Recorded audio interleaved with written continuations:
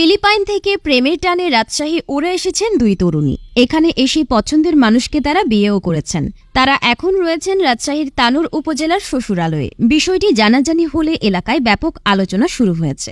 এই দুই দম্পতি হলেন তানোর উপজেলার কামরগা ইউনিয়নের কৃষ্ণপুর গ্রামের রাকিবুল ইসলাম ও ফিলিপাইনের জাম্বোয়াঙ্গা উপদ্বীপ অঞ্চলের খাদিজা ইসলাম, এবং তানোরের মালশিরা গ্রামের রেজাউল করিম ও ফিলিপাইনের নেগ্রোস দ্বীপের পশ্চিম অংশ বাগো শহরের মরিয়ম খাতুন। কৃষ্ণপুর ও মালশিরা তানোর উপজেলার কামরগা ইউনিয়নের পাশাপাশি দুটো গ্রাম। পরিবার সূত্রে জানা গেছে, প্রায় 2 বছর আগে ফেসবুকে তানোর উপজেলার কামরগা ইউনিয়নের কৃষ্ণপুর গ্রামের সাইদুর রহমানের ছেলে রাকিবুল ইসলামের সঙ্গে পরিচয় হয় ফিলিপাইনের জাম্বোয়াঙ্গা উপদ্বীপ অঞ্চলের বাসিন্দা খাদিজা ইসলামের। খাদিজা তখন সৌদি আরবে একটি প্রতিষ্ঠানে কর্মরত ছিলেন। ধর্ম পরিবর্তনের আগে তার নাম ছিল রেজেল ক্লিয়ার। পরিচয় থেকে বন্ধুত্ব গড়ায় ভালোবাসার সম্পর্কে। চলতি বছরের গত 5ই অক্টোবর সৌদি থেকে বাংলাদেশে আসেন খাদিজা ইসলাম। ঢাকায় বিমানবন্দরে তাকে রিসিভ করেছেন রাকিবুল। পরদিন 6ই অক্টোবর মুসলিম রীতিনীতিতে বিয়ে করেছেন তারা। বর্তমানে তারা নিজ বাড়িতেই বসবাস করছেন। ভিনদেশি পুত্রবধূ পেয়ে খুশি রাকিবুলের পরিবার। এদিকে একই উপজেলার মালশিরা গ্রামের আব্দুর রহমানের ছেলে রেজাউল করিমের কাছে ছুটে আসা মরিয়ম খাতুনের ধর্ম পরিবর্তনের আগে তার নাম ছিল চারিনা মলিন।